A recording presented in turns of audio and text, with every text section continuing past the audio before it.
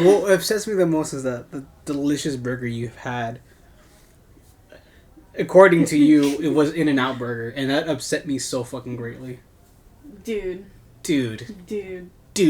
It was pretty good, not gonna lie. Fuck off, dude. In-N-Out, it's like the most middest burger fucking ever. Whatever. Hi, everybody. Welcome back to the Caffeinated Creeps podcast. This is episode 16. Damn, 16. 16, yeah. Wow. Is this the 21st episode we've actually recorded? Because last episode you said 20. No, I said we're almost to 20. Oh. To me, too, like 20 is like a decent milestone, I think, to me.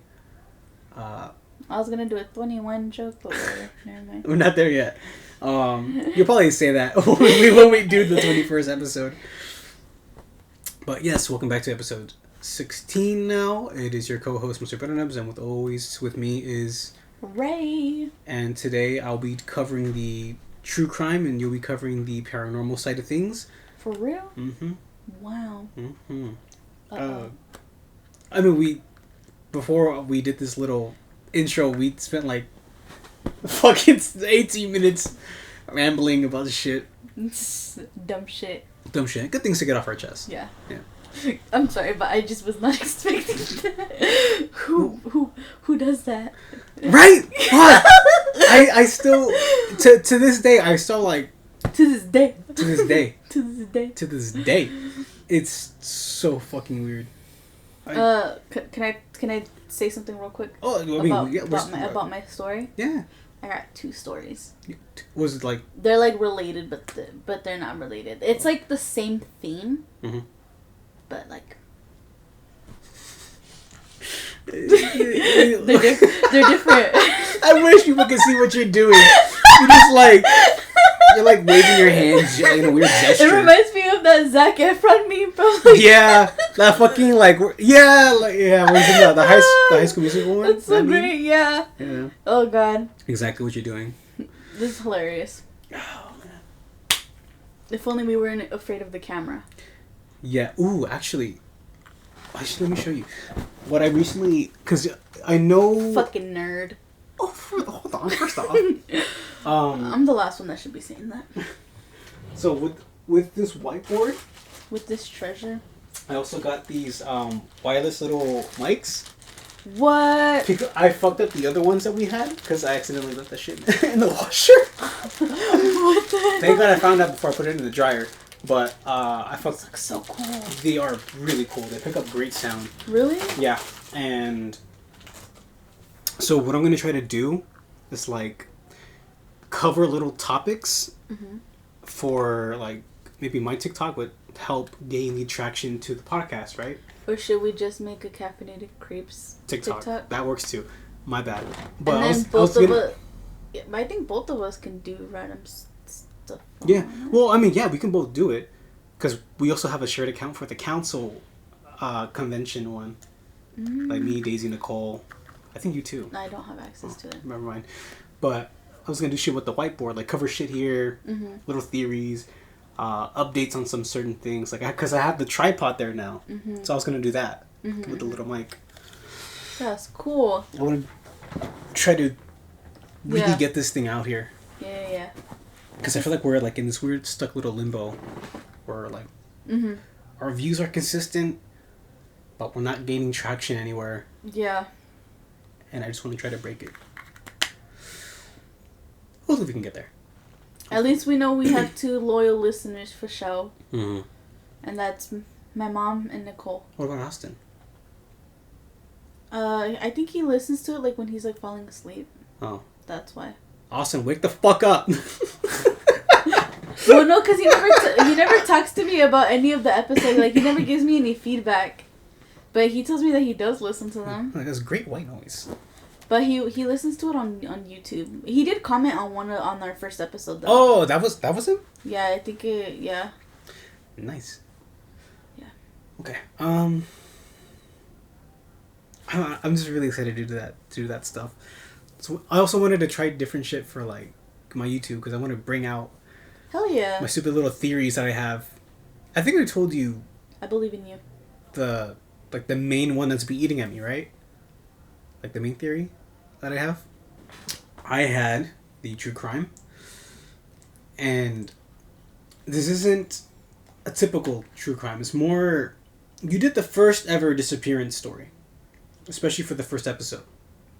So I'm gonna be doing the second one. No. Is it like a large group of people? No. Oh. One person. One person. Who managed to vanish out of thin air. This is the bizarre disappearance of Brian Shaffer.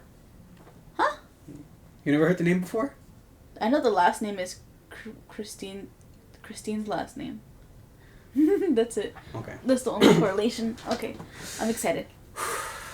Let's get started. Okay. Whew. I'm a little nervous. So on March 31st, 2006, after a successful time in Ohio State University, spring break had just begun. Brian Shaffer, who was a medical student at the time, and I know this one. I know the story. Do you? Is it the fishbowl bar? Oh, yeah. I knew it! I know this story! I know. Sorry. Oh, fuck it. Yeah, alright, that's it then. I'm excited. Sorry, guys. Come back next week. Do you know the whole thing? Yeah. Fuck. I'm excited to listen to it, though. Okay. I want a refresher. Okay. My throat's so fucked. Alright, Brian Shaffer, who was a medical student at the time, and his father, Randy Shaffer, celebrated the spring break by going out for a steak dinner. That evening, Brian's father had pointed out that Brian looked exhausted after Brian had spent days during the week doing all-nighters cramping for exams. He didn't want Brian going out with his friend Clint later that night, but kept that thought to himself. Later in the night, at around 9 p.m., Brian and his friend Clint met at the Ugly Tuna Saloon. I'm going to be saying that name so often because it's so fucking ridiculous. I love the name of it. I think it's still... I think... No. I don't No? think so anymore. I think it tore down in 2017, 2018, maybe? I would have to double check that. They both met at the Ugly Tuna Saloon, a bar in the South Campus Gateway complex of High Street in Columbus, Ohio. An hour later at 10, Brian called his girlfriend Alexis Wagner, who was also a medical student, as they had planned to go to Miami on Monday morning. So Alex decided she was going to see her family before leaving for their trip. After the call, both Brian and Clint went bar hopping and had 2 shots of hard liquor at each location they had stopped at, working their way to the Arena District, according to Clint. At around midnight, Clint's friend Meredith Reed drove both of them back to the Ugly Tuna Saloon for a last round of drinks. At around 1:15 a.m., CCTV footage shows Brian, Clint, and Meredith riding up the escalators to reach the Ugly Tuna Saloon. A little time passes by, and Brian and Clint can be seen once again on CCTV talking to 2 women. Clint was talking to Amber Ruck, while Brian was talking to Bryton Zadico. Bryton apparently reported Brian being quite flirty that night and had even kissed her on the neck. Mm-hmm.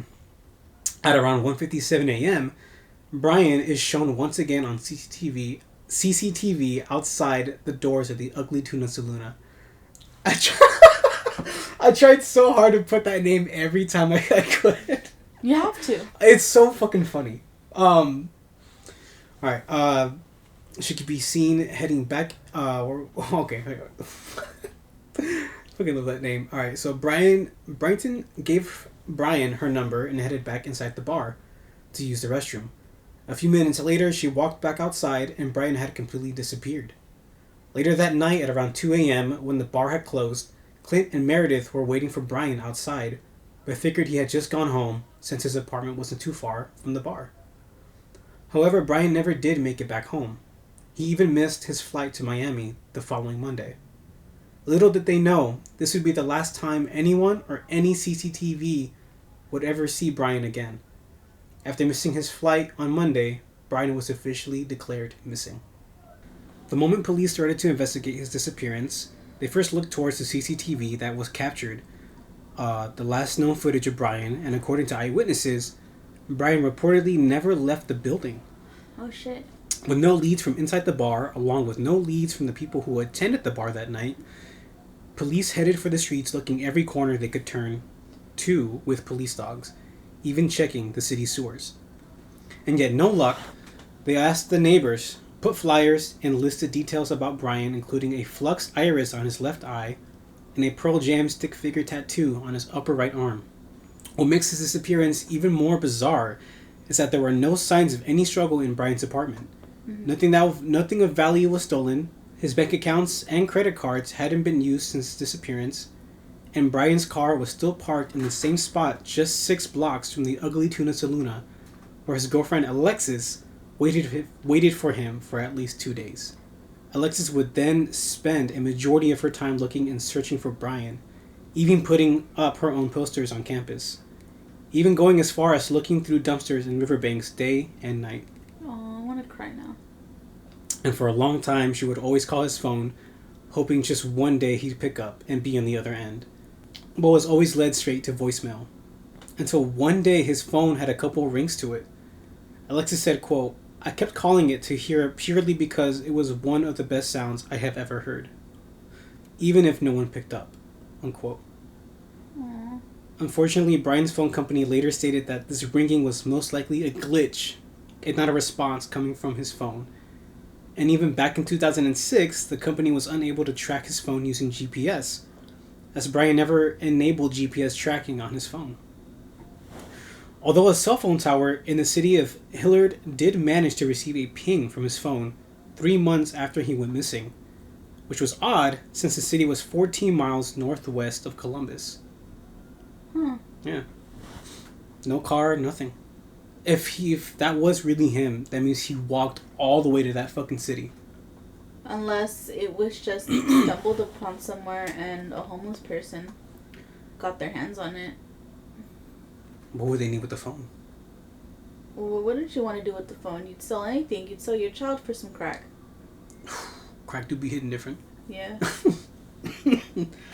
That's so dumb. Okay, Brian's father even tried to find him in his own way. His father sought out a psychic who told him that Brian's body would be found near a body of water near a bridge. This led Brian's family to look through the Olentangy River, but never came up with anything. The lead singer for Pearl Jam even gave a quick statement during their concert to help further the search. Oh, I remember that. Yeah, it was really sweet, but also kind of like weird. I don't think so. No. Because like he's trying to give out like this statement about his like a missing fan. He's like, he's one of us. If you've seen him, go to brianshaffermissing.com. Like, help us find him. But the whole crowd is like cheering, and it's like a little weird. Because like he's trying to give out this important information, and I feel like no one's listening. Whatever you say. Yeah. It's like, yeah, man. It's like you could say whatever the fuck you want on stage. Mm-hmm. But it's like he's trying to give out important information, and it's like no one was listening that day. Like, go back and find it. I think they dedicated a song to him too, or they wrote a song about him. I'm not sure, but that's all I know about what they did for him right now. Mm-hmm. Or they just had that moment on during like a concert. They just spoke about him. Yeah. And now we head into the theories of what might have happened. So theory 1, he committed suicide. Just 3 weeks before his disappearance, he lost his mother after a battle with a rare form of cancer. According to the family, Brian was so shook by his mother's death that he showed up an hour late to her funeral. Shortly after a week after her death, Brian told his girlfriend Alexis to just go away with him. And a few days before his disappearance, he told Alexis to move on to find someone else. In the drunken state he was in that night, many people believe that Brian managed to leave the bar undetected and somehow managed to drown himself. Theory 2. Exploring the city drunk led to his untimely death. While drunk, Brian managed to explore the city. Some people say that he got stuck somewhere without anyone realizing, and he just ended up dying. In a freak accident. Mm-hmm. Others theorize that he wandered onto a construction site, fell into a hole, and without realizing it, the construction workers cemented him in, forever hiding his body. Others theorize that he wandered into a dumpster and was compacted by a trash compactor. That one I feel like would seem unlikely because they would dump it and then they'd probably see. It was probably. I mean, it was like 2006, so it was probably like those old dumpsters where like it would, the first it would collect the trash, and then actually squeeze the trash to like compact it. Oh yeah, you're like, right. So like almost making it flatter so they could fit more stuff in it. Theory 3. His friends and roommate Clint did something to him or helped him leave for a new life.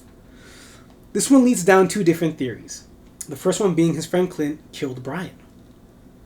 Reportedly, on the night they were out drinking at the Ugly Tuna Saloona, someone witnessed Brian and Clint having an argument over something, but was unable to hear because the bar was so goddamn loud. Damn, people in the bar. What adds a little more mystery to this was that after several interviews and answering the questions of the police, one day Clint stopped refusing more questions and even got a lawyer, and refused a lie detector test. Brian's brother Derek stated that, quote, as soon as the detective started getting involved, that's when he pretty much had no contact with anybody. I've always thought he definitely knows something. He just won't come forward with it. If Brian did take off somewhere, if that is the case, we just always had a strong feeling that Clint would possibly know that, unquote. The second part being Clint helped Brian leave and start a new life. Brian was given $20,000 of life insurance from his mother. One of his dreams was to pursue a music career and start his own band. Aww. Brian said on his MySpace account that, quote, the whole doctor thing is really just a job, only temporary, until I get my band together and put out a record, unquote. It's not too far-fetched of an idea, but others state he had too much going for him in this life to suddenly leave. According to some co-workers and even his mom, Brian was going to propose to Alexis during the trip to Miami. Aww. Theory 4. He was killed by the Smiling Face Killer. A string of murders involving young white college males spread throughout the bodies of water in the U.S. Brian would have been in the path and a perfect candidate for this killer. But the FBI denies this theory, as there's no evidence of Brian being dead, let alone being near a body of water. They even went as far as to say that there was no Smiling Face Killer. 2 years later, Brian's father would pass away. His obituary would be posted online, which would lead to a little small lead. A message replying to the obituary from the Virgin Islands saying, quote, Dad, I love you, love Brian, unquote. But police were able to trace the message into that was in Ohio, not the Virgin Islands, making this message a hoax. Basically, somebody just was fucking with the family at that point. They deserve to go to hell. For sure. Derek Shaffer, the last remaining family member, often thinks about the day and says, quote, I thought about that night over and over for 10 years. What if I had been there that night? Would things have been different? Would my brother still be here? I've carried that guilt around for a while, unquote. And in 2020, there was a small lead that someone had seen Brian in the streets of Mexico. FBI did our facial recognition and concluded that it wasn't Brian. Oh. Which was weird to actually hear, because when I first heard the story, it was like years ago, before 2020. And to think that people are still actually like, they could see him still. This is weird. If anyone has any leads or tips, please contact 614-461-8477 or visit stopcrime.org to submit a tip online. He's 6'2", has brown hair, hazel eyes, and should be around 44 years old at around this time. There is also a $100,000 reward for helping to put this case to rest. When I first listened to this case on Crime Junkie, I genuinely didn't really understand. I feel like it's still confusing. I still really don't understand. What happened to him? Yeah, because he literally, dude, like, he suddenly, like, just disappeared. Yeah. Because I think they released CCTV footage as well, if I'm correct. People keep saying that. And I'm pretty sure I saw it too, because I'm pretty sure they posted it on their website. Yeah.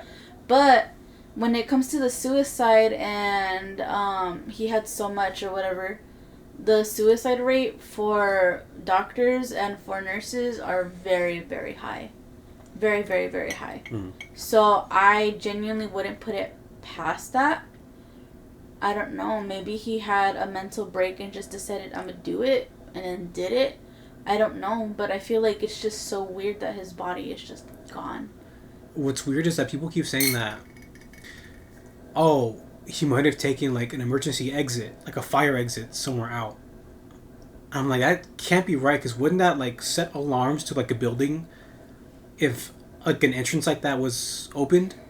Maybe. Because usually it's always like, or at least a silent alarm. No, because like if you go to like any building, like even in my Amazon warehouse, there's like emergency doors that say like once opened, like alarm will ring.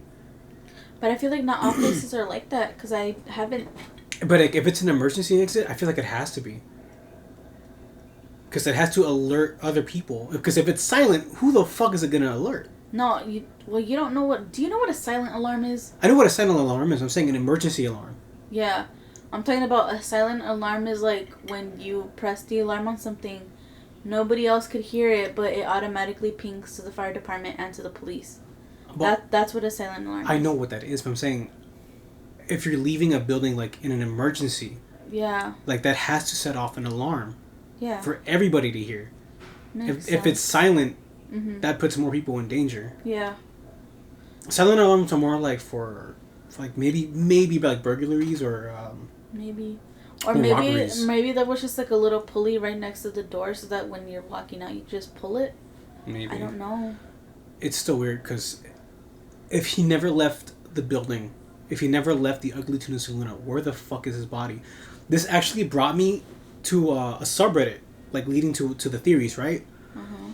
And someone was saying that story reminded them of a different story, that somebody was moving a freezer, or I think a refrigerator, from work, and they had their body stuck. Like their body was completely stuck for years without no one realizing it, until like 2019, when they were moving the fridge for something, they found the body. So it's possible that maybe he is stuck somewhere and we just don't know. It's also possible that he did just go up and leave. Technically, it's not illegal to go missing on your own volition. To just up and go somewhere else. It's not illegal. Yeah. But I don't know, I feel like he had a lot in this life for him to still be here. It seemed like he was happy and he had a good head on his shoulders. Mm-hmm. According to Alexis, she was like, if he left, like, I couldn't see that happening. I don't think that's what he did. She believes that he is dead. Yeah. Because she doesn't think that he would just leave. Yeah. I genuinely think he's dead. I do not think he's alive. At all. I feel like he did die in a freak accident. I don't think he was murdered. I genuinely feel like he just died in a freak accident somewhere. Maybe. I feel like it's just wrong place at the wrong time. Got hurt. I don't know, something. There's even the footage of, like, some guy trying to, like, investigate on his own. Like, he goes out in the back alleys of, like, the bar.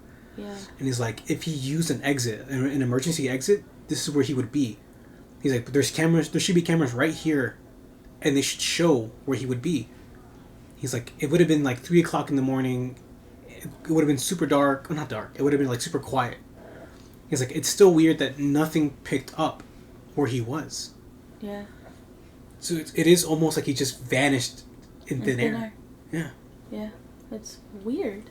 And if he really was trying to leave, why at a bar? You know what I mean? Mm-hmm. I feel like, I don't know, it's just weird. I genuinely think he's dead. I don't think he was killed. I think that he just died in a freak accident. There were some other, like, leading theories that he was involved with drugs and he owed money to... Because people were like, if he's cramming for exams, someone's like, he might have done cocaine to stay up, and that he owed somebody money for not paying the right amount, and that they might have just taken him. But it's, again, I feel like that's a theory. I feel like that's a little far-fetched. I feel like that might be a little bit far-fetched. Damn, that's crazy. Almost 20 years. Yeah. Almost. Yeah, I think he's the same age as my mom. I'm about to be the same age as my mom. He's around 44, I think maybe 46 at this time. Yeah, my mom's turning 44. It's weird. What's even weird is that the reports like in Switzerland that he's over there, like different states, different countries. Yeah. Like this weird, I don't know. It's creepy a little bit. Yeah. I can't believe I forgot his name, but I knew exactly who you were talking about. Once he said medical student, it disappeared, and I was like, it's him. Him and Bryceless Pizza. My Roman Empire. Never heard of that one. Yes, you have. It's the redhead. The redhead boy that went missing. You heard it on that, and that's why we drink. He stayed in the town for like a whole bunch of hours and just stayed there sitting down. Fuck, I think I might have. Yeah, slipped. and then he left on the freeway, and then he like drove off into the lake, and they found his car. And they found his blood, and then he just disappeared. Like, bloodhounds found him until they found his scent and then it stopped at a truck stop. And then after that, he's been missing. Disappearance cases are like one of the weirdest things I think. Yeah. Like that are out there. Mhm. Because it really just. Oh, speaking, they're also like they might have found Amelia Earhart's like aircraft too. I heard about that, but I did not have a chance to look more into it. I kind of like just glanced at it and I was like, okay, well, I'll come back to it later, and then I just completely forgot. They were using some sort of like technology that kind of gives out like a rough image shape of what's in the bottom of the ocean.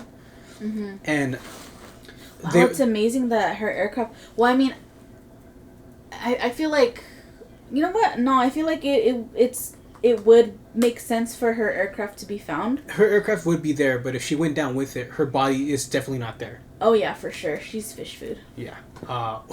There was another leading theory that I genuinely believe that coconut crabs ate her. That's what I was gonna say. Yep. Coconut crabs, they eat anything. They eat anything. I feel like they ate her. But if it is, fuck. Yeah. That's. I remember hearing about her too, like in elementary school too. Yeah. I'm like, how can you lose somebody like that? Like, how do you just lose a person? And now, like, but shit happens. But reading these cases, and it's not. It was even worse is that now we have CCTV, constant footage, GPS tracking, constantly, and people can still just vanish, go missing. All right, that's enough of my thing. Alrighty. It's not for you. So, okay, so I'm gonna tell you guys a bedtime story. So, for the people that don't know, Corpse Bride is my favorite Tim Burton movie. I love Corpse Bride so much, but it's actually based off of a folktale. It's based off of a little Jewish mythology. I don't think it's mythology. It's like a folktale, kind of like Cinderella or whatever. Blurs the line maybe between both. I don't know, but it's actually a cool horror tale. Okay. I was thinking about putting this for the Reddit, and I was like, nah. Well, anyways, so if you haven't seen the movie Corpse Bride, it's about this boy named Victor. He is set to marry this young lady named Victoria, and he's so nervous with the vows and he's very awkward. So he ends up going to the forest at night, and as he's trying to practice his vows, he finds this weird root off the floor, and it happens to look like a finger, but you don't really notice it at first. And so he's practicing his vows, and then he puts the ring on the finger, and then it turns out that it's actually the body of a woman that was trying to run away with her lover, but she was killed by her lover. And she made a vow that she was going to stay there until her true love came, which supposedly is Victor. And then, now he is stuck with a corpse bride, in a way. So that's basically how it is. I'm not going to tell you how it ends. Great fucking movie. I love it. So good. I love it so much. I feel like it's one of my best, it's one of my favorite Tim Burton animated movies, the stop motion thing. And I love how Johnny Depp and Tim Burton's wife. I forgot her name. Helena. Helena. How they're in it too. She voices Emily. But yeah, I got a cute little Corpse Bride poster, and I got the Funko Pops. next up the body pillow. Oh, that would be great. That'd be fantastic. But yeah, it's based off of an old Jewish horror tale called The Finger. Okay. Yeah, so obviously it's kind of like, it's not exactly like the movie, but the movie was inspired by this. So I'm just going to do a little story time. So one night long ago in the ancient city of Safed, 3 young men went out for a walk. Reuven, the eldest, was to be married the next day to a beautiful and wealthy maiden, and his companions laughed and joked and teased their friend. The moon was full that night, and the young men decided to leave the beaten path and walk into the thick forest that surrounded the city. The moonlight cast its light into the darkest parts of the forest, and they passed through it fearlessly. At last they reached the riverbank and rested on large rocks near the shore. While they watched the river below, they had continued to make merry, for they were very light-hearted.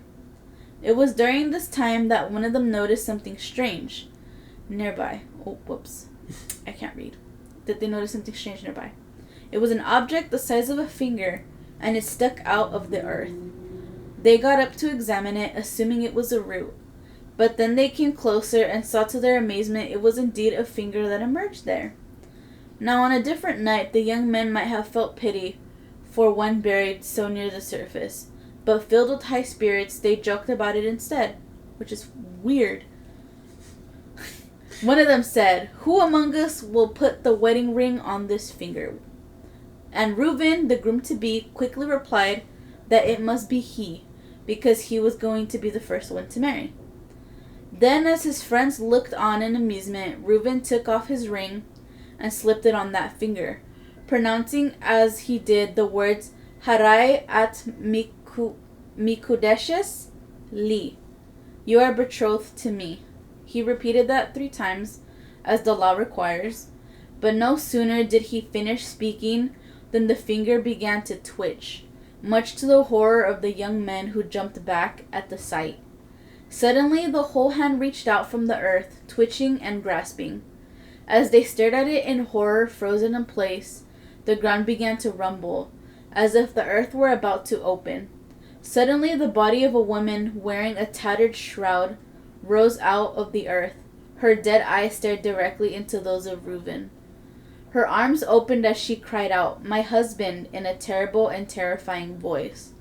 Hearing this, the 3 friends screamed in horror and took to their heels, running through the forest as fast as they could. But this time the way was dark and the moon had slipped behind a cloud, and as they ran they tore their clothes on thorns and branches. But never did they stop running or dare to look back until they had reached their homes in the city. For all the time they ran, they heard the unearthly wail of a dead woman close behind. Only when they were safely in their homes did the doors lock and the windows shuttered. Did they dare breathe a sigh of relief and tend to the many cuts they had acquired in their wild dash throughout the forest.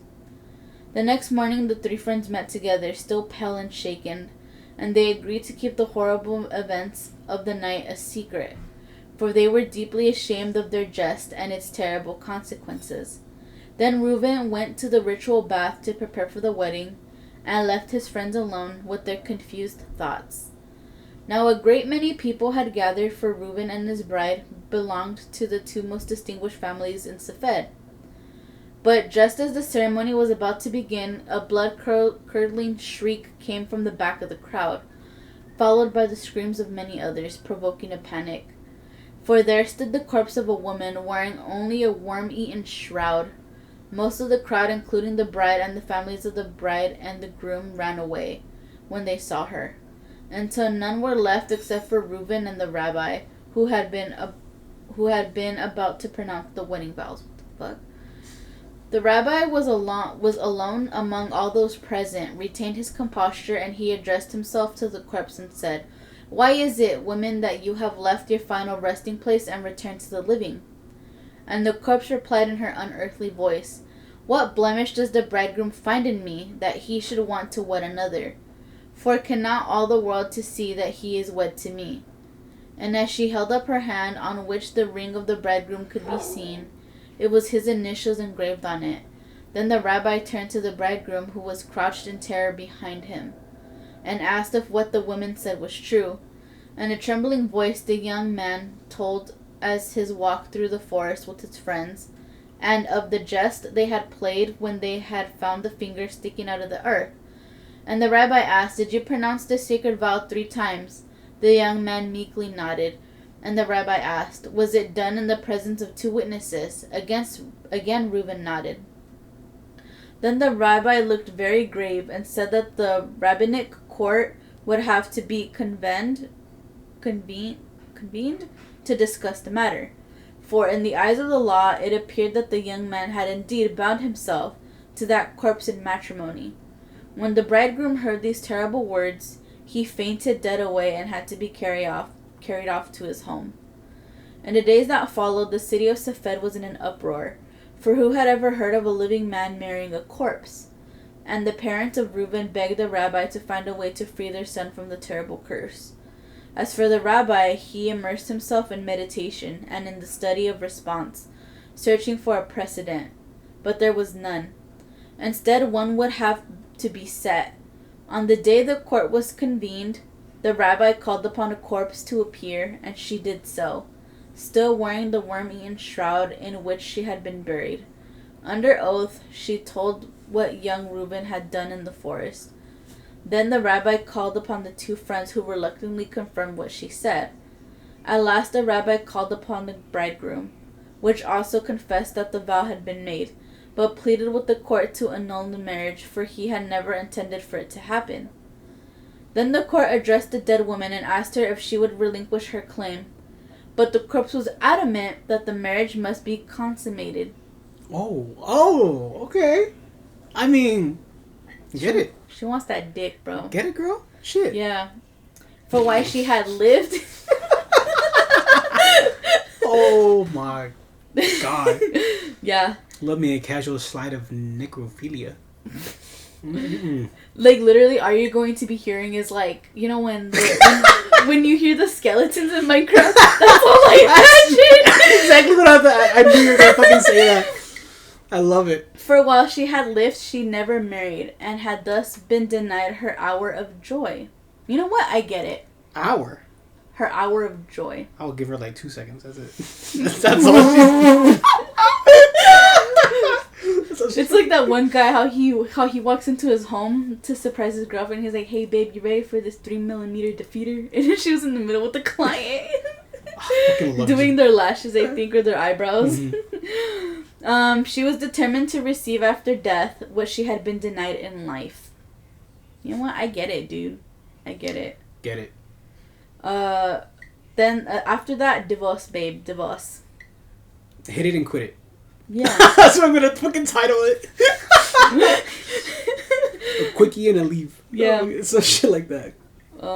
Yeah. Then the rabbi called upon the parents of the bridegroom, who testified that the betrothal of their son to the daughter of the wealthy man had been made even before the birth of the children.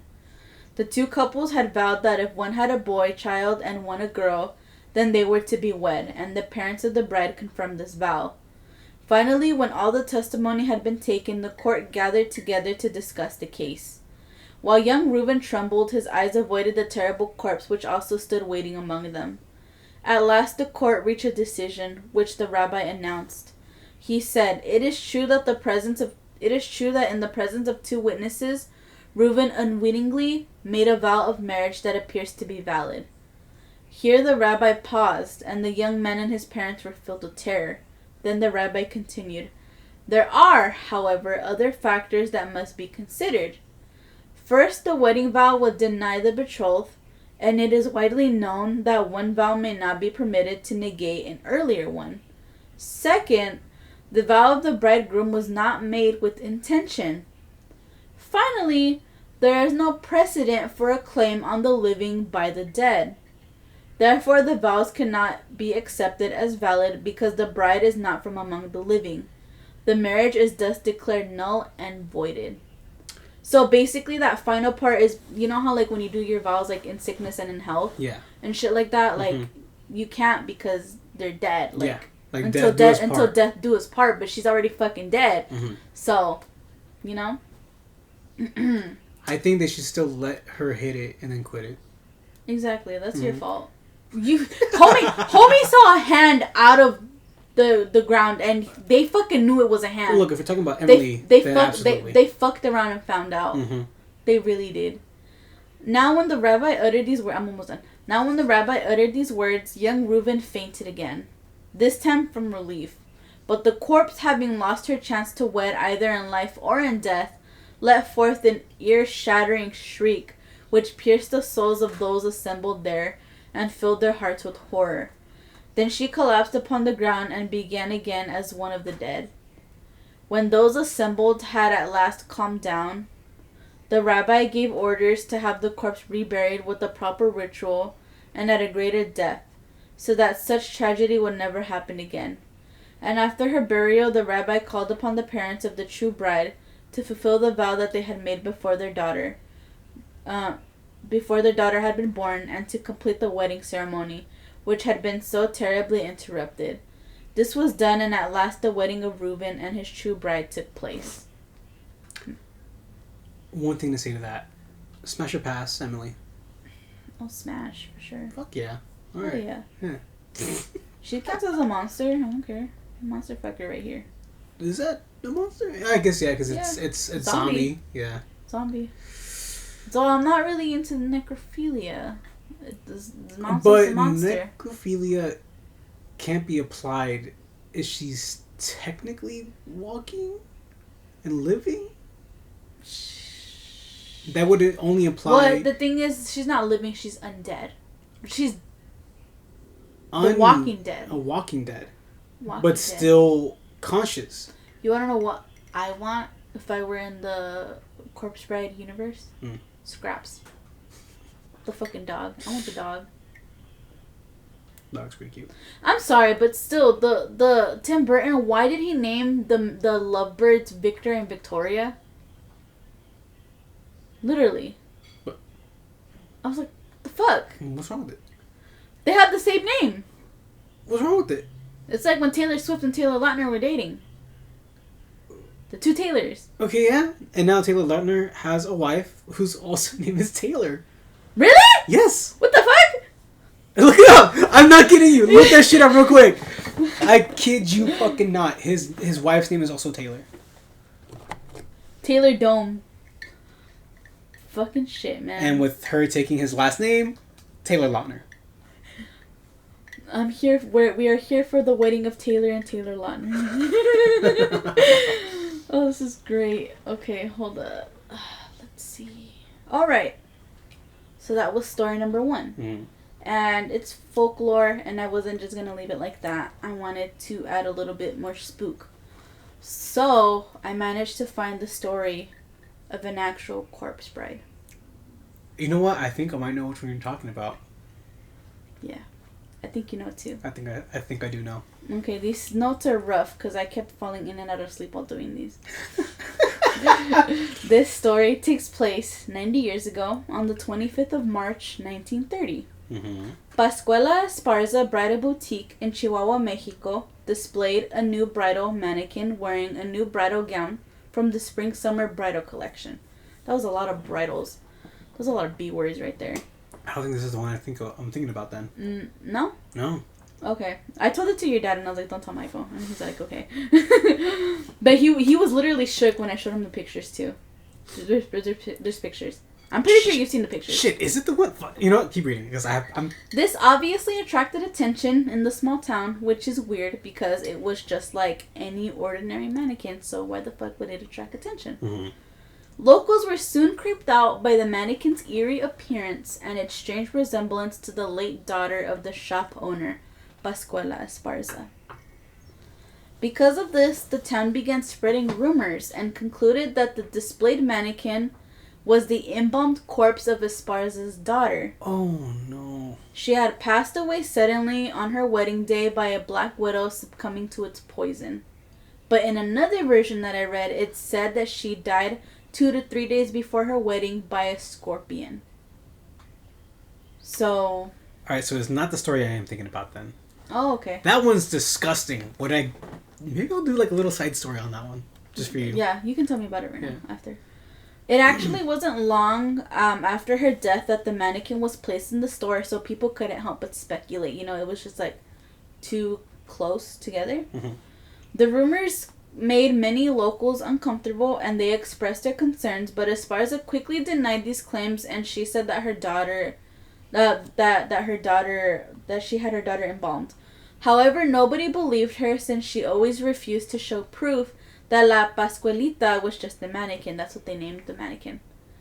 Interestingly enough, the daughter's name had been lost over time, and Pascualita, my bad. Pascualita had stuck through the years. The mannequin had been on display for over 90 years and had special features. For example, her hands look surprisingly real. The hands have wrinkles and veins and worn out nails, which give a credence to the story. She also has a strange skin color, rosy cheeks, glass eyes, and unnaturally flowing hair, making people passing by feel uneasy. That's so creepy. Yeah. Now for the paranormal. Many people report that her eyes follow them as they walk around the store. Oh, I think I have heard of this one then. Like, differently. Continue. Yeah. Other people claim that when you turn, she moves to a different position. Ew. A shop owner named Sonia Busiaga is responsible for changing the mannequin's outfit twice a week and has said, quote, "Every time I go near Pascualita, my hands break out in a sweat. Her hands are very realistic and even has varicose veins on her legs. I believe she is a real person." Unquote. Many people, like funeral directors, morticians, and even amateurs, have made compelling arguments on both sides. Some agree that the environment must be controlled for the corpse to stay in perfect condition. The embalming must be perfect and constant work must be done, especially if the mannequin is handled daily for dress changes. The Museum of Hoaxes stated it would be impossible to embalm someone and have their flesh preserved that perfectly. Even with all this information, still, people believe that the mannequin is a real-life corpse bride. Many people have noted the drying or the receding skin on her hands as proof that she's real, but it's impossible for an embalmed corpse over 9 decades to survive the Mexican heat. That's true. Today you can see the Pascualita. Fuck, I really keep messing up on her name. You got it. Because maybe I kept spelling it wrong. Okay, how... Pascualita. Yeah, Pascualita, I was right. Okay, today you can see La Pascualita in the window of a boutique bridal shop in Chihuahua, Mexico. However, it was removed from the window and taken to a Mexico City for a display in 2019. Many people believe that the mannequin is switched and say that it looks different than the figure that haunted them years ago. That's still just as creepy and gross. I'll show you a picture of the doll. Alright, because I have the one right here. The one I'm talking about. Let me see. This man, his name is Carl, and his crushes corpse of 7 years. Oh, I know that one. This one? I know that one. Yeah. I keep looking at it and it's like gross. I should have done that one too. It's so fucking gross. Look at. Yeah. Oh, yeah. I've seen that one before. Fucking hell. That one gives me chills. Did you see her hands? I don't want to look at it. This is the hands of the figure, of the mannequin. Oh no. They look fucking real, dude. Yeah, that is. Oh god. That's her real fucking hand. That's a real fucking hand. It's a real hand. Dude, but this one's so fucking gross. Like, I think this guy, the one I'm talking about, Carl, was actually having sex with the corpse. I remember that. Yeah. And it's so fucking gross. Give a little summary of it. Does it have a summary right there? Like, even if you're reading it off of Reddit? Hold on. Share with the class. This is right the website I'm reading it from. It's like, sadly, this girl died at 22, And then they put in parentheses, "Rip baby girl." What the fuck? What the fuck? I can't with fucking people, I swear to God.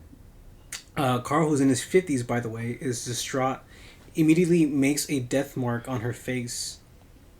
With permission from her family, he pays for the funeral and constructs an above-ground mausoleum for his number one crush. And insists on an airtight casket with an incubator tank full of formaldehyde to prevent decay. That's a fucking big-ass red flag. Carl visits the mausoleum every night, where he says her spirit routinely pops up to say what's up and sing to him.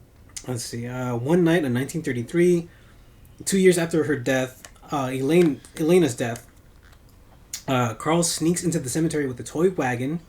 A toy wagon? Removes her corpse from the mausoleum. Her corpse. And wheels it home. Is she just dangling in the fucking wagon? Pretty much, yeah. Carl uses piano wires to keep her together. Ugh, that is gross. It reminds me of that one song from Avenged Sevenfold. Fits her face with glass eyes. Replaces her decomposing skin with silk cloth soaked in wax.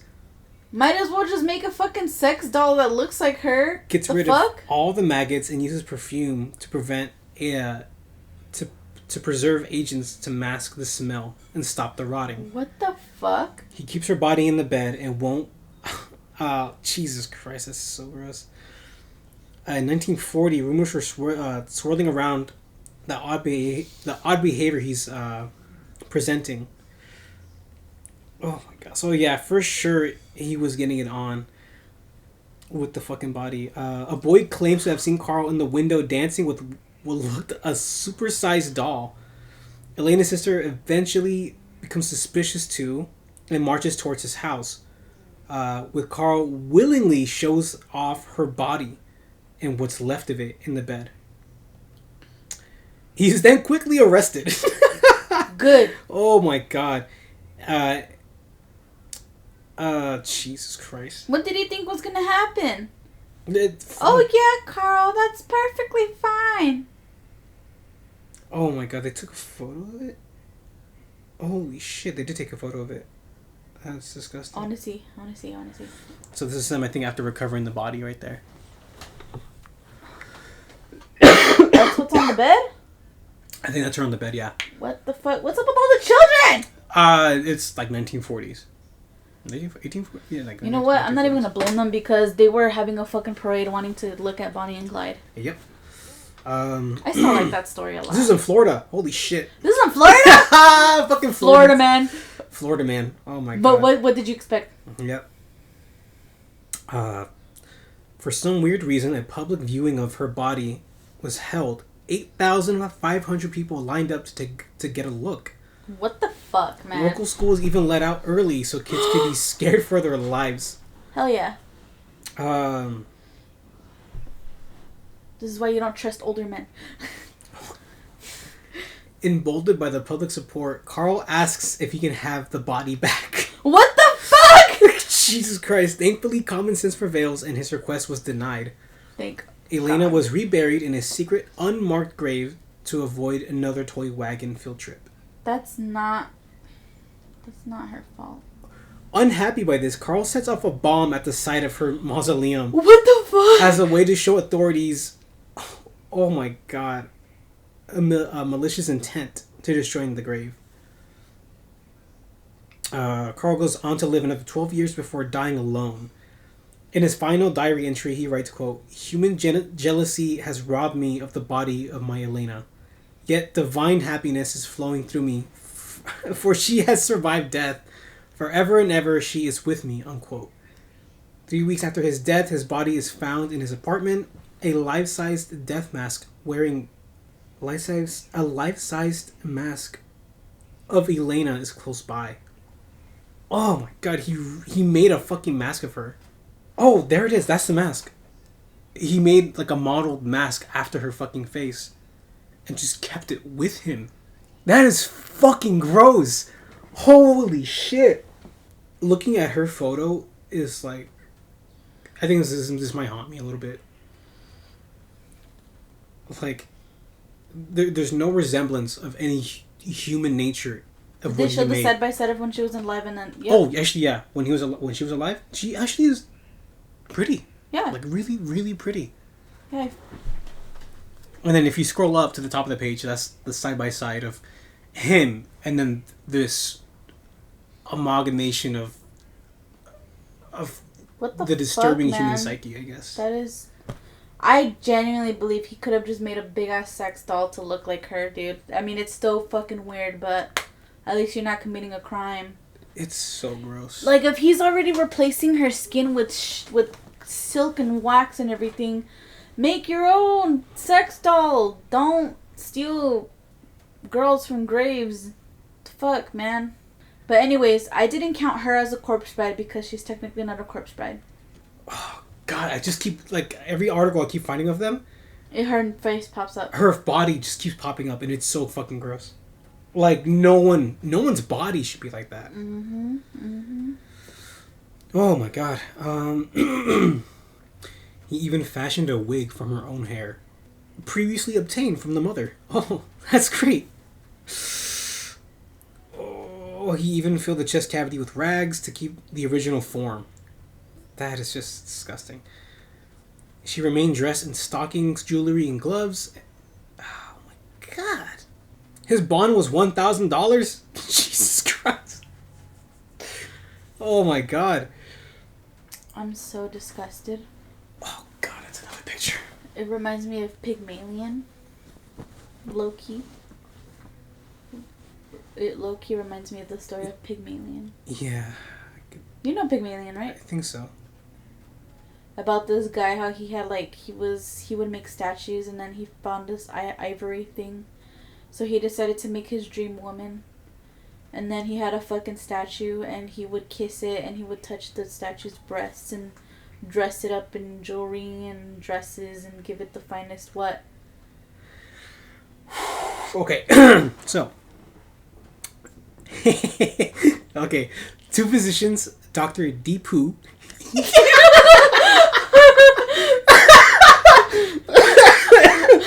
That's his actual name. Dr. Faraker attended the 1940 autopsy of Elena's remains and recalled that in 1972 that a vaginal tube had been inserted in the vaginal area that allowed for intercourse.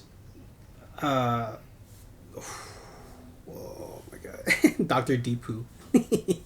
That's so What gross. the fuck? Oh God. And then like I was saying, so this guy, he made a statue, right, of his dream woman. He's dressing her in the finest jewelry and the finest cloth. And he's kissing and making out with this statue, right? And then there's like a celebration to celebrate Venus, right? So he does an offering and he's all like, I wish for my ivory girl to be real. And then he goes home and then he kisses the statue to greet it. And then she kisses back. And then he touches her boob and then he realizes, oh my God, it's not hard anymore, it's soft. And then turns out that the ivory girl is actually real. That's fucking disturbing. I literally do not understand how hard is it to make a sex doll. Just make a fucking sex doll. It couldn't have been that fucking hard. Jesus. You were already doing it. Is it raining outside? Yeah, it's raining. Believe it or not, when it rains, since it's like hitting the air conditioner outside, it kind of like lulls me to sleep a little bit. Yeah, that's how it is for me too. Mm. All right, what a weird ending to this. That was. I wanted it to be corpse bride related because of Valentine's Day. That's what I always wanted to do. Technically, this has romantic intent. Not yours at all. Oh, he was doing it out of love, and that is a crime. He needed a lobotomy. Yeah, I think a fresh lobotomy would have been just fine. Let's get matching lobotomies, Michael. Oh, okay. I think we should probably end it there because I don't think we can really top that. That was fucking gross. Holy I feel like this is one of the grossest episodes. Yeah, definitely the grossest. One of the grossest episodes we've ever done. Jesus, wow. I hope you like the origin of Corpse Bride. Yeah, that was fucking cool. Yeah. But then it just went so south with these fucking other stories that we had. Yeah. Oh my god. Holy shit. Thank you guys so much for stopping by and listening to episode 16 of the Caffeinated Creeps podcast. Woo. If you did enjoy, and if you're on Spotify, give us, a rating of 5 stars would be pretty cool. Take a part of the poll that's down below that. If you're on YouTube, leave a like, comment, subscribe too. Share with anybody who think might enjoy this. And that should be it. Thank you guys again for stopping by. And we'll see you guys on episode 17. Woo woo. Bye-bye. Bye. Want to know what I hear? It's the sound of you shutting the fuck up.